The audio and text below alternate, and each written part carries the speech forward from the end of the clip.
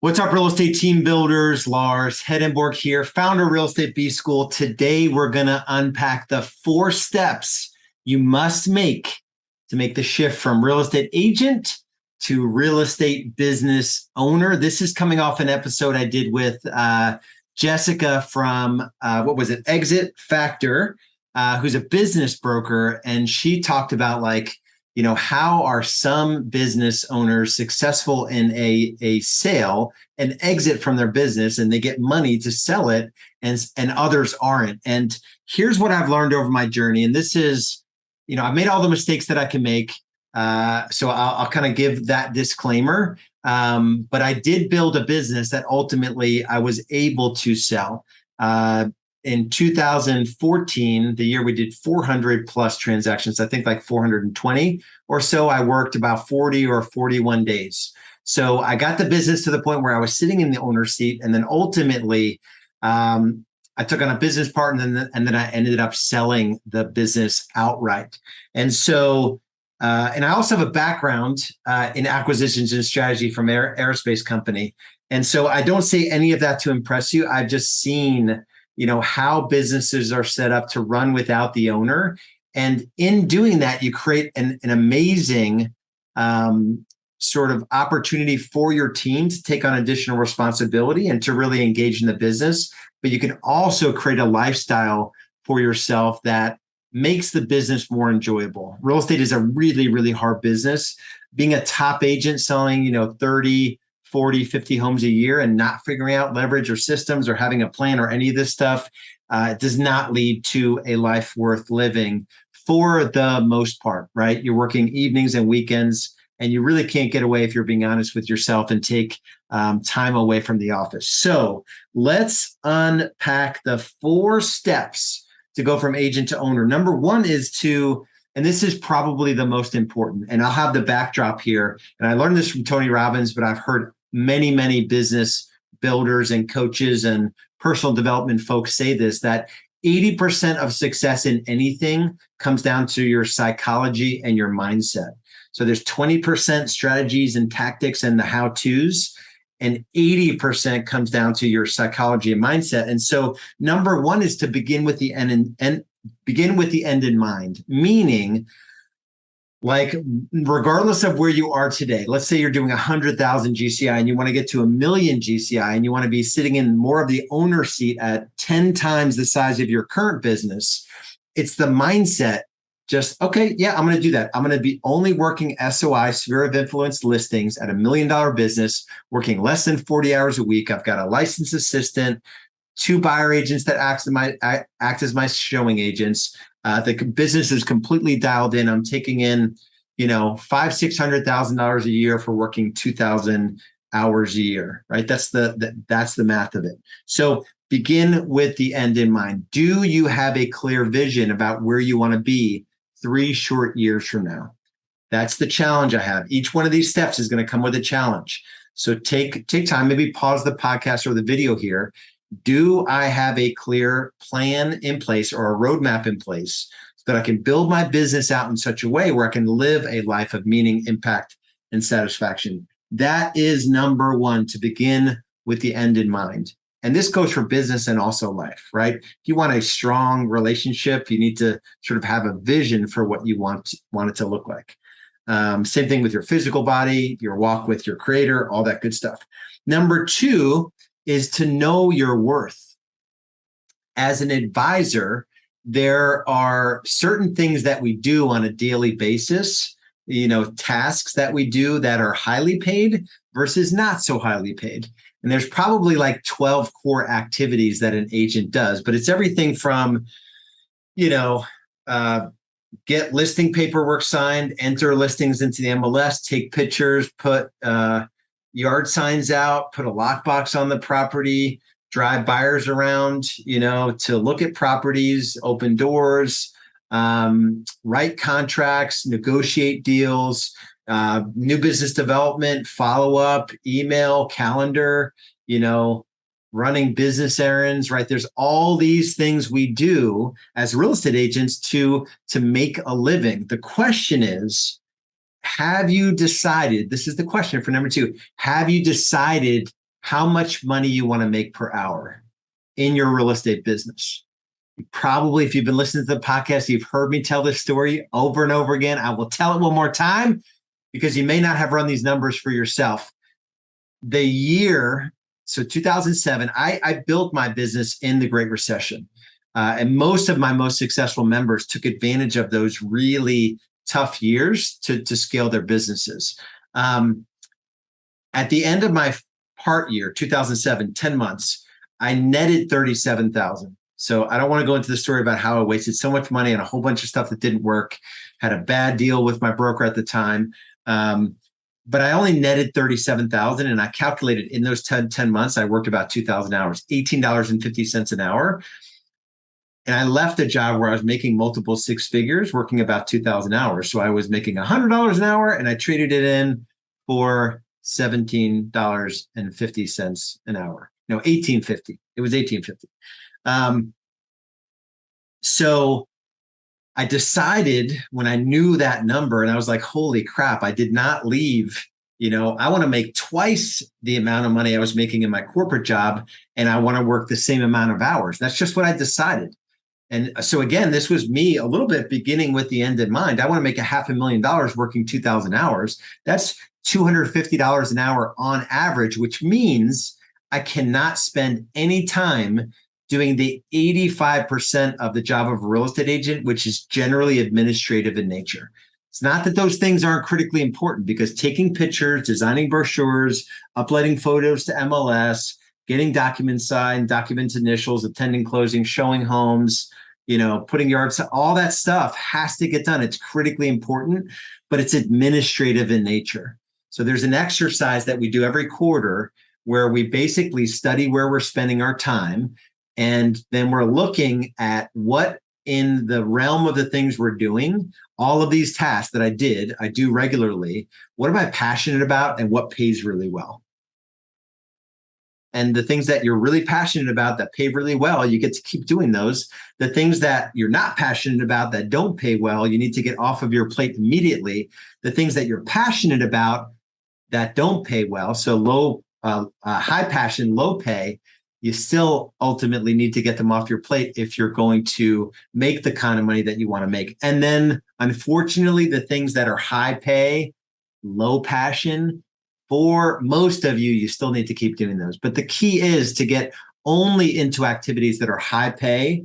Whether or not they're high passion or low passion is debatable, but you need to spend most of your time, most of every day, doing the things that pay good money in real estate. And that's PLANS. So I'll say plans. Prospecting, which is new business development.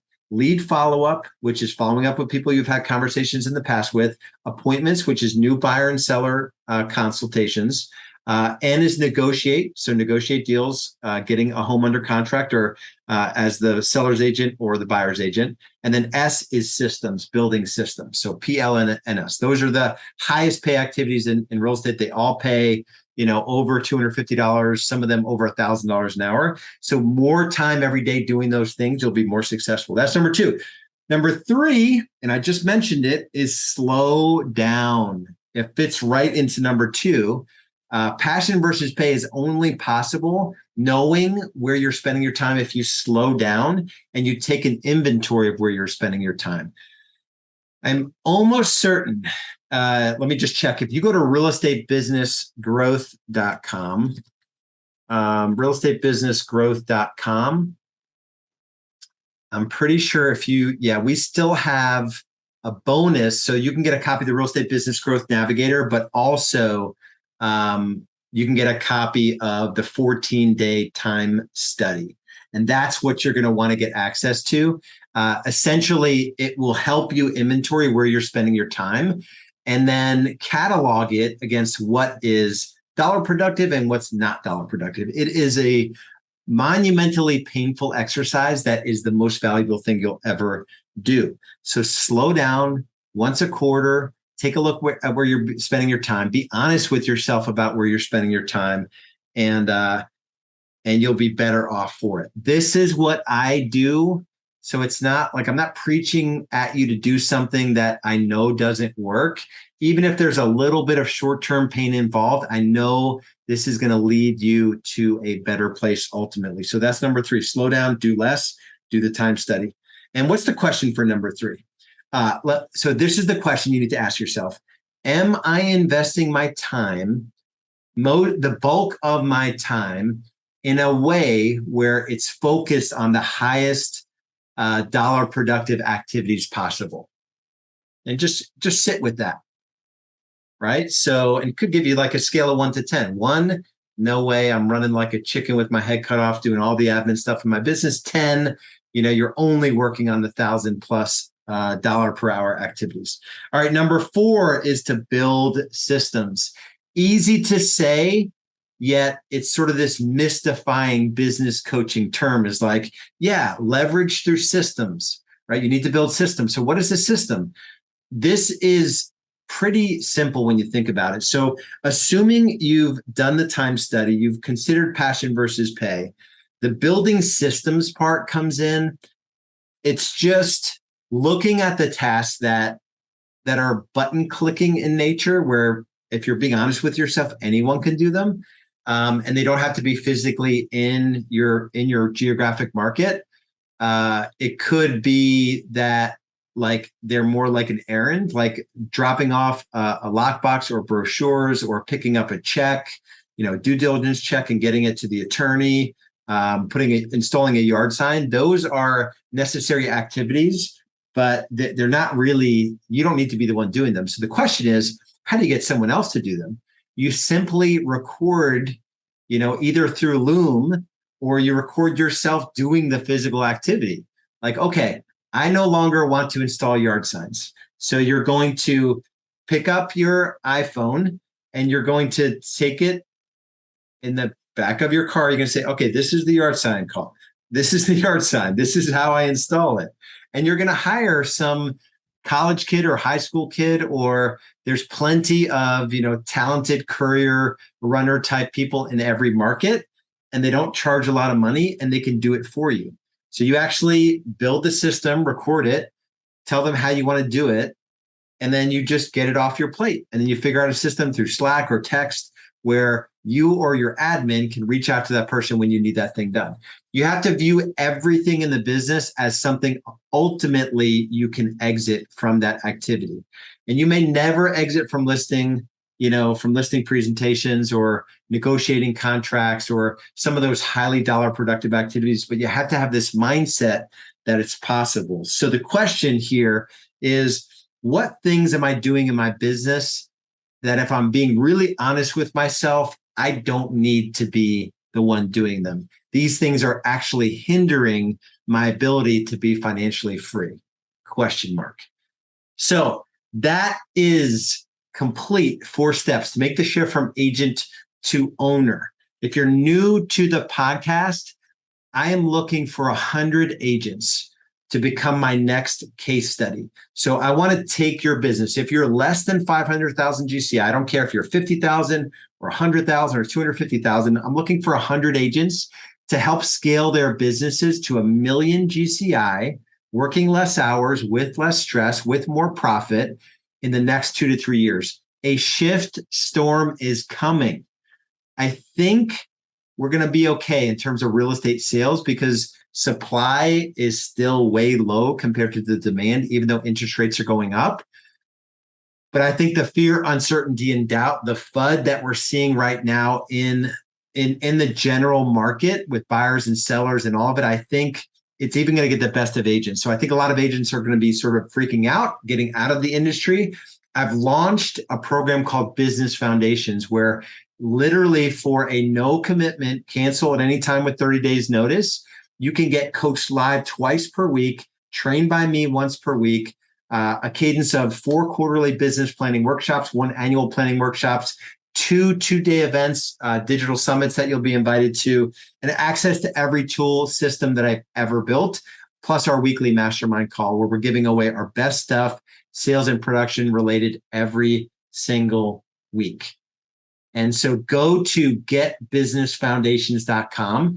I am doing this because I want to create our next case studies. I want to find agents that are business minded, that know in their hearts with this shift storm that if they align themselves with the right community, with the right trainer, with the right coach, that they can actually take a unfair share, I say quote unquote, unfair share of the market, right? You want to be the agent that, and that's how I built my business in the Great Recession. I went from 27 to 44 to 58 to 118 to 178 to 248 sides. That was the last year of the Great Recession. I went from no license to 248 transactions in a single year in 2012, and I did one of those transactions. So I made the full shift from no license to 5 years later, completely out of production. And then I went down from 5 days to 3 days to 2 days to 1 day. In those next 2 years, we sold over 400 homes and I worked 40 days, right? And I made $2,800 per hour in 2014. Sounds completely egotistical. It's not intended that way. It's just that I will be your guide in these next 2 to 3 years to help you, double or 10x your business, but get to a million GCI. That's where the business becomes really, really fun, where you can afford, virtual assistants to run, our systems, but the backstage of your business. Some really cool things we can do if we can help you scale your business. So go to getbusinessfoundations.com. We'll see you over there. Much love, much respect.